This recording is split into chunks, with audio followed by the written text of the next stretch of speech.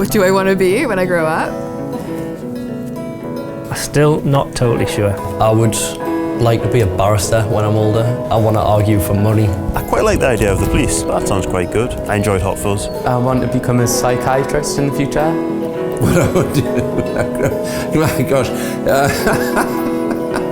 I think I want to get into teaching. I don't know, because I don't think I'll ever grow up. I want to be a film director. I want to be a firefighter. At my stage in life, I'm very happy with what I've got. Whatever position I hold, I just hope to make a positive and impact towards other people. I want to be a criminal psychologist. I don't need to know what I want to do. What I need to do is just do something and see what happens. I always wanted to be a member of Parliament, and I stood 5 times as a Liberal candidate and failed each time. And then I go to Parliament, but in the other chamber, to the House of Lords. So in that sense, I have actually achieved that objective. Still figuring it out. I have no idea.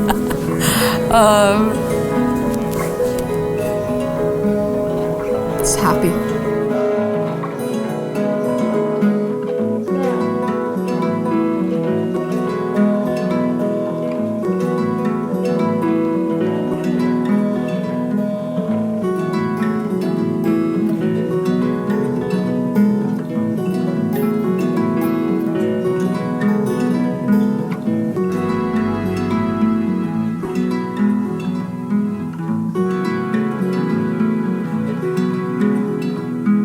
We have a millstone of people who are not fulfilling themselves and not performing, and therefore not helping the economy of the region to thrive in the way that it could.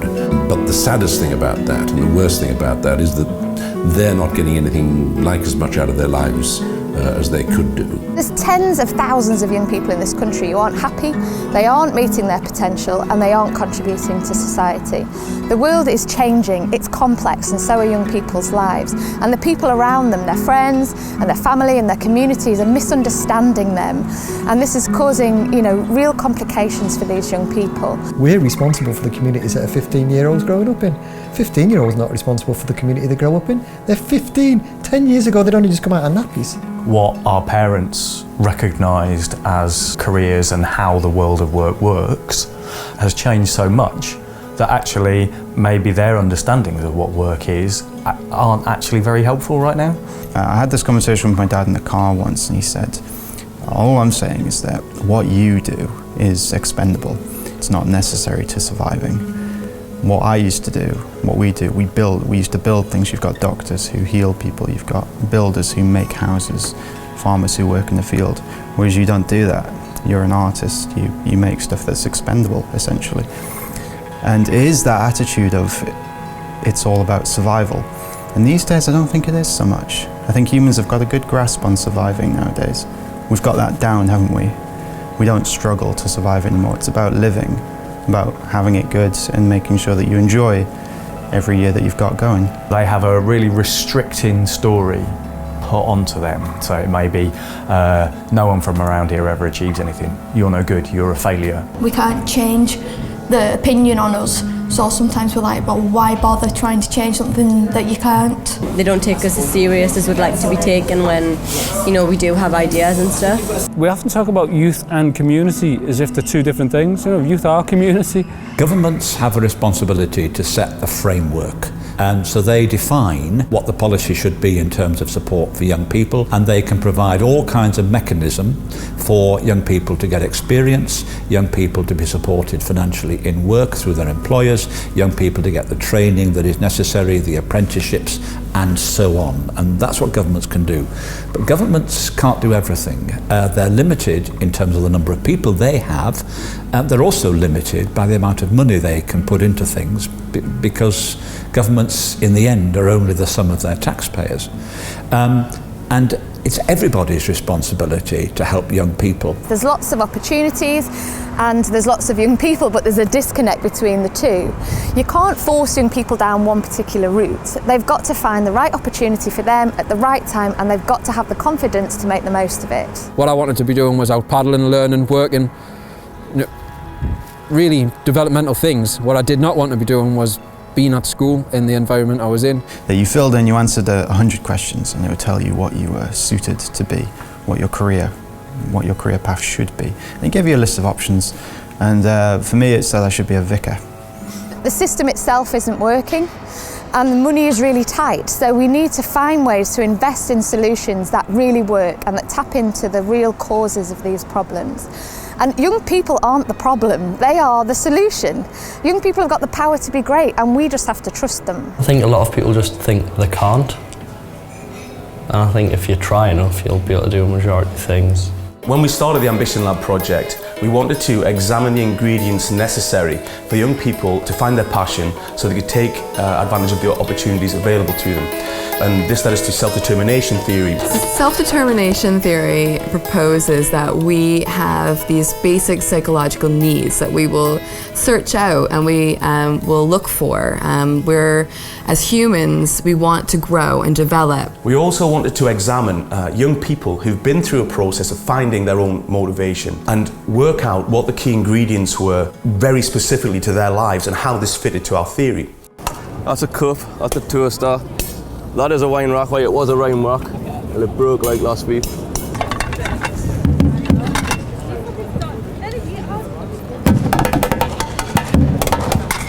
It makes us feel alive, free, completely free, F the system, I'm just doing this for me.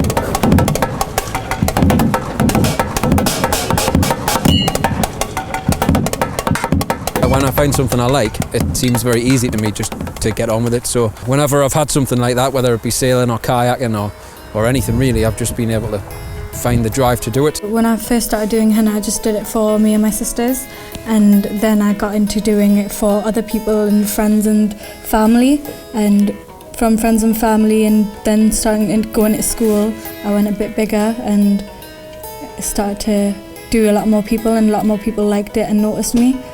There was an incident at my school when a friend of ours got stabbed, so that just made me realise that there's something I needed to do to inspire and encourage people within the community. Our first event was in 2008 during Peace Week, and it was really just about getting young people united and celebrating positivity and exposing them to constructive activities.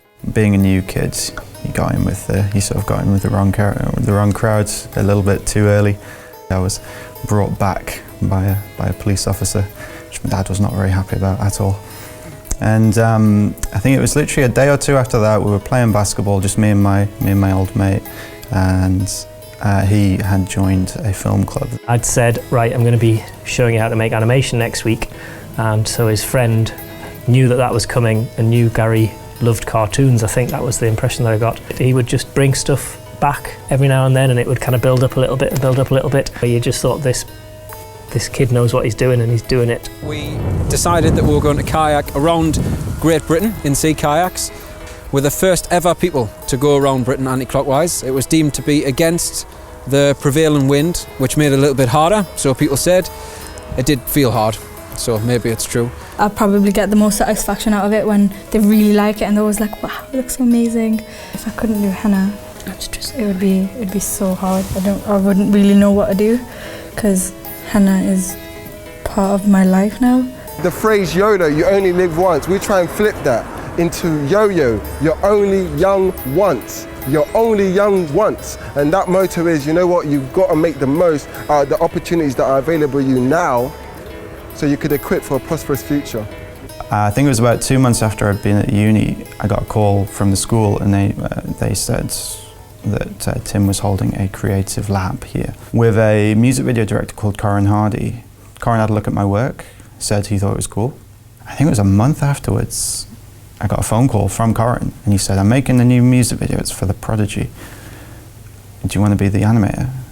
There are two types of motivation in self-determination theory: intrinsic motivation and extrinsic motivation. Over time, those that have intrinsic motivated goals, they persevere, they keep going, they get through the difficult times because they have this passion and autonomous drive to continue. I'm lucky that I found that, because if you don't have a passion, you don't have a purpose, you know, when you're faced with obstacles, it's going to be easy for you to fall back. Those that have more extrinsic or have been motivated by anxiety, fear, external motivators, rewards, comparisons to others, competition, they tend to find that they don't develop as far in the area or activity that they're working in. It can be quite upsetting meeting somebody who's 55 and they suddenly come to realise that actually they've spent their whole lives trying to please a group of other people, quite often a group of other people that they can't even name. For the first part of the research, we wanted to measure the intrinsic motivation and the extrinsic motivation of young people. That's extremely important. 9. I'd put that at 9.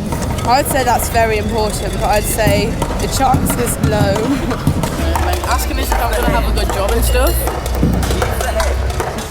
Yeah. Our research findings were very interesting. Contrary to maybe popular opinion, we found that all of the young people had a great deal of intrinsic motivation. They wanted to act from their own volition. They really wanted to achieve things. So it would seem that the issue is not around motivating young people. The issue is around the environment we put young people in so they can tap into their own motivation.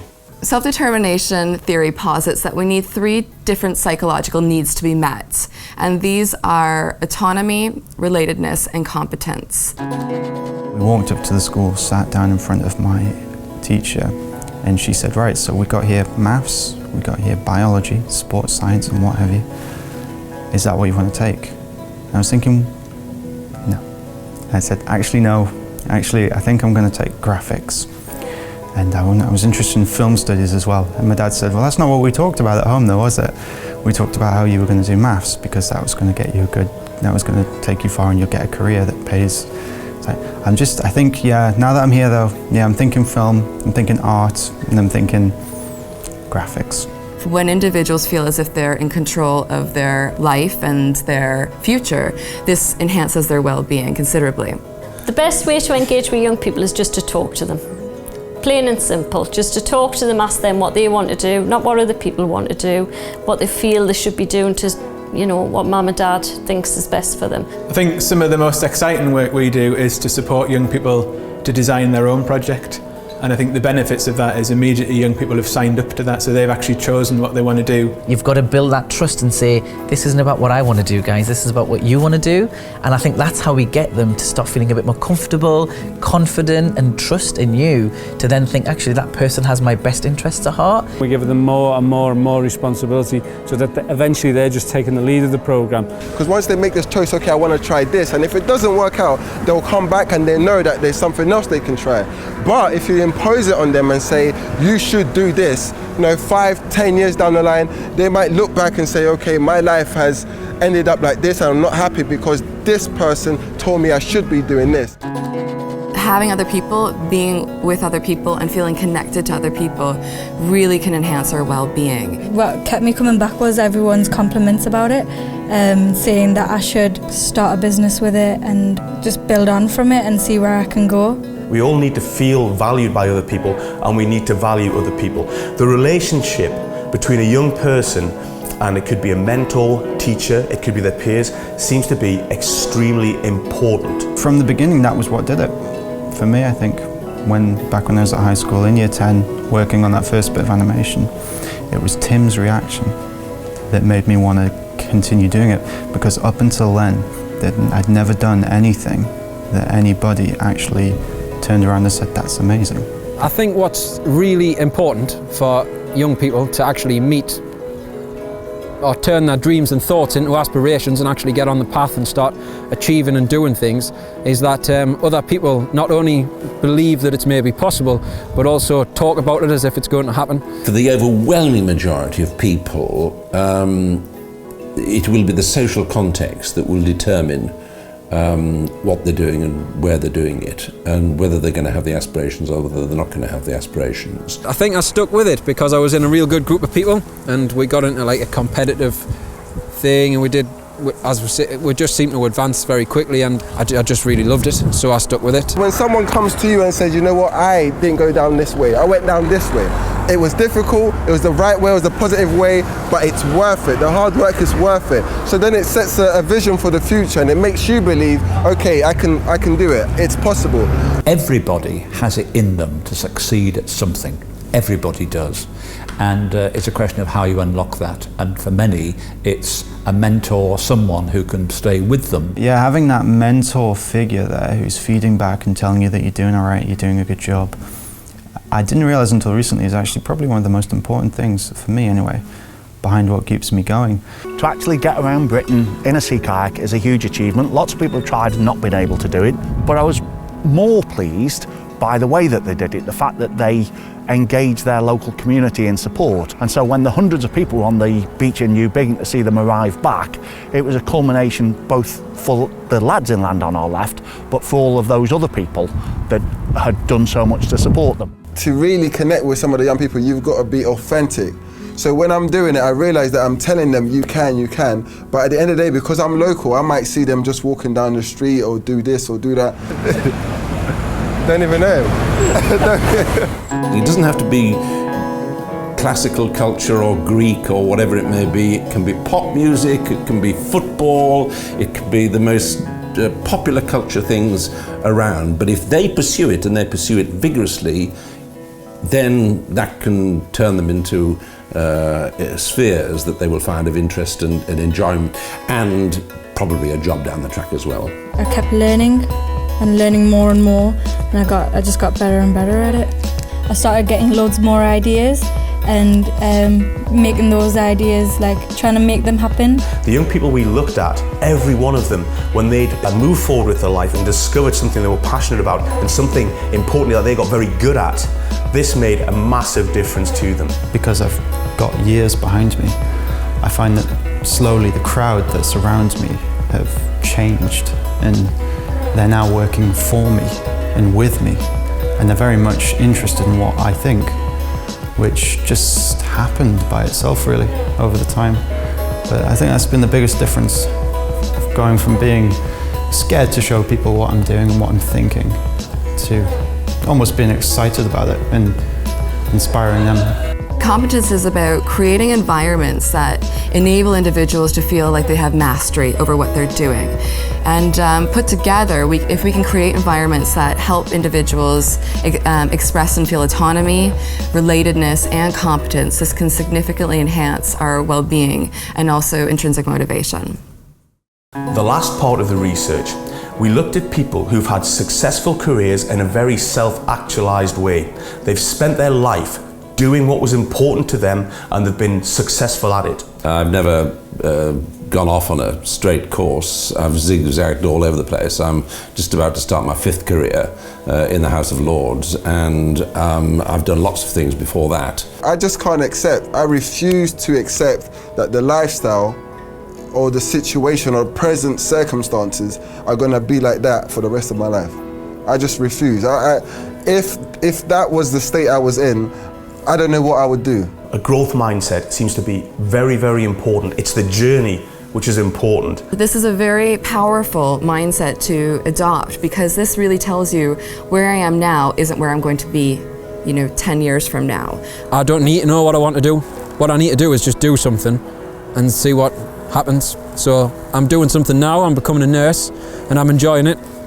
But if at any point I'm not, I'll just do something else. I think the idea of clear career paths is a myth. I describe mine as a career meander. I've been led more by the environment in which I've been operating than and the people that I've been working with and being friendly with than any great aspiration that I've had.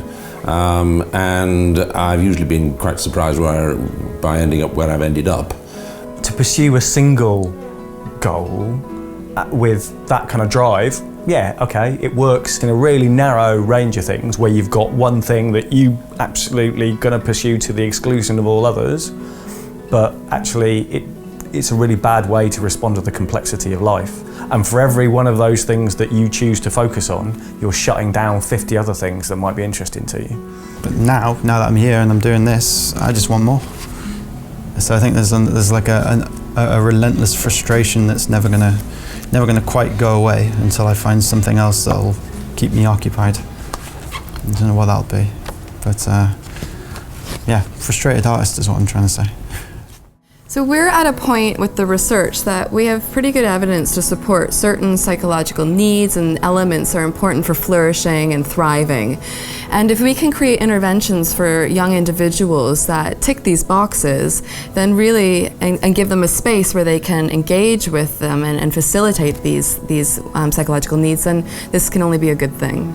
There is no magic wand. There are no magic levers that you can pull to reduce youth unemployment by 10%.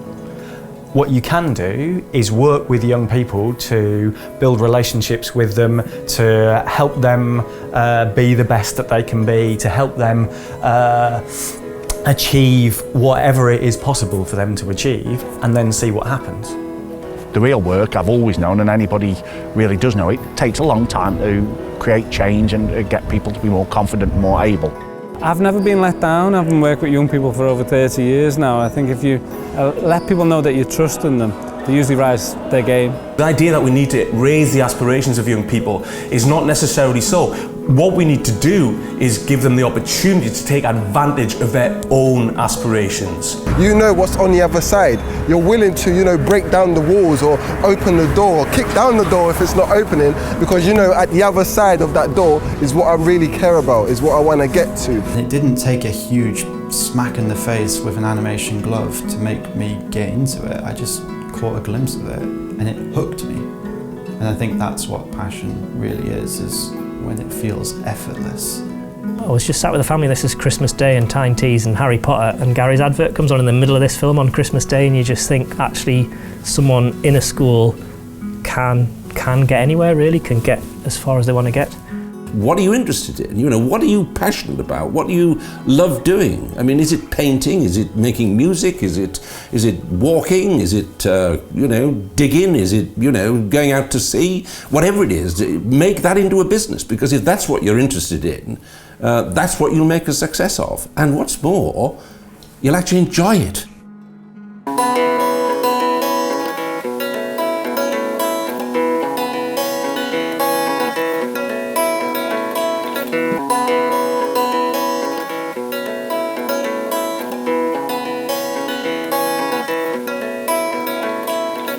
What is success? Doing what you enjoy to the best of your abilities. My definition of success. Success is happiness. Happiness, happy people. Success is kind of getting where you want to be in life. You just need to be really happy with what you're doing. Doing what you love and doing what counts. Fulfilling relationships. Believing in yourself.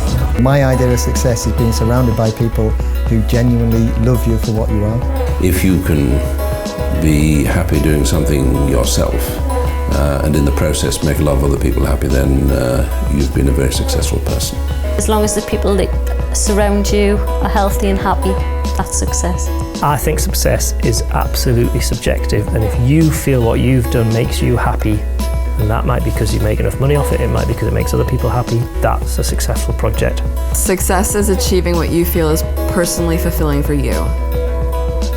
Possibly the question can be answered by saying, so am I happy? Have I had a happy life? So I think maybe you equate success with happiness as well. Getting through life, making sure that I'm never struggling with money and I'm always going to be alright. That would be success for me.